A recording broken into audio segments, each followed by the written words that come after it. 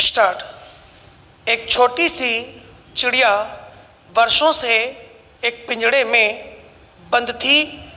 अपने समान अन्य पक्षियों को आसमान में उड़ते देख उसका मन भी असीम आकाश में उड़ जाने को व्यग्र हो उठता था। वो उड़ने का बार बार प्रयास करती, पर उसके पंख हर बार पिंजड़े में उलझकर घायल हो जाते। वो सोचती कि काश मैं भी इस पिंजड़े से मुक्त हो पाती, परंतु ऐसा कहाँ संभव था।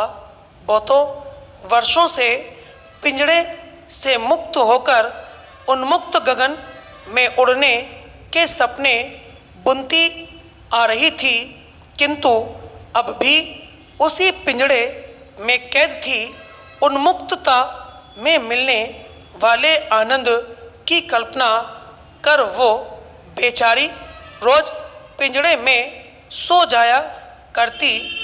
जो भी रूखे सूखे दाने मिलते उन्हें अनमने ढंग से खाती और सिसक सिसक कर रोती बिलखती रहती।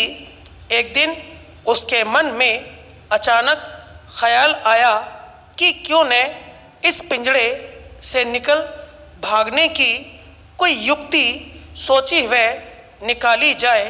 कुछ दिनों तक तो वह ताना बाना बुनती रही। खेल के क्रम में एक बच्चे ने एक दिन उस चिड़िया के साथ खेलने को उस पिंजड़े को खोला कि तभी वह चिड़िया उड़ गई। वह उड़ती उड़ती एक बड़े वृक्ष की डाली पर आ बैठी। पहले तो उसने जी भरकर उस वृक्ष की डाली में लगे मधुर फलों को चखा और अपनी थकान मिटाई। तत्पश्चात वह पुनः उड़ गई। बचपन से अब तक वह पिंजड़े में कैद रही थी और उसे आज पहली बार इस विशाल जगत को देखने का अवसर मिला था। वह रह रहकर एक बाग से दूसरे बाग की सैर करती रही तथा विविध प्रकार के मधुर फलों का स्वाद भी लेती रही।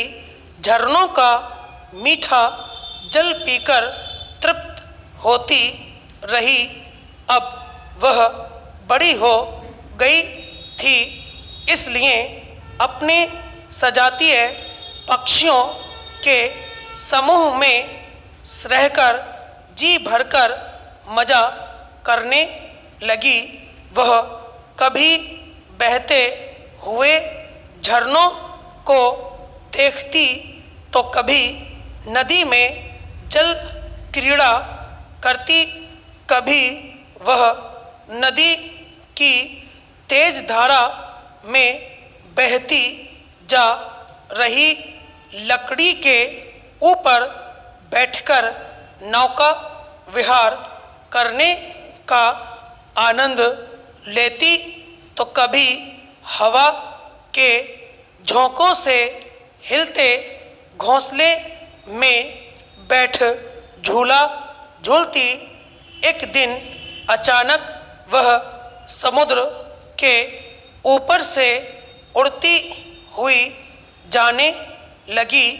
उस विशाल समुद्र के ऊपर से उड़ने का आनंद पाकर वह सचमुच अभिभूत थी। एक दिन चिलचिलाती धूप की तपन से बचने के लिए वह हिमालय के विशाल भूभाग का दिग्दर्शन करती हुई उसके ऊपर से उड़ते हुए हिमच्छादित हिमालय की बर्फीली हवाओं का स्पर्श पाकर खूब आनंदित हुई।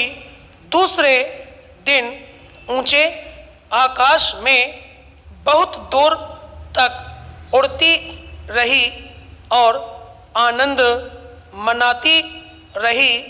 कभी रात्रि में ऊंचे क्षितिज में चमकते तारों को निहारती तो कभी पूनम के प्रकाश को पाकर प्रफुल्लित होती। स्टॉप।